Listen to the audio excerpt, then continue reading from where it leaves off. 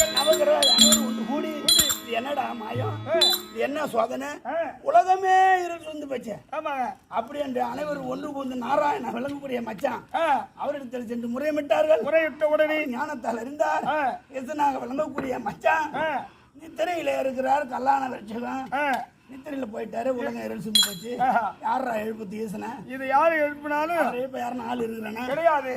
அப்படி என்று மிகுந்து பார்க்கின்ற காலத்துல என் மருமகனாக விளங்கக்கூடிய மன்மதனை அழைத்து அவங்க கட்டளையிடுறாங்க.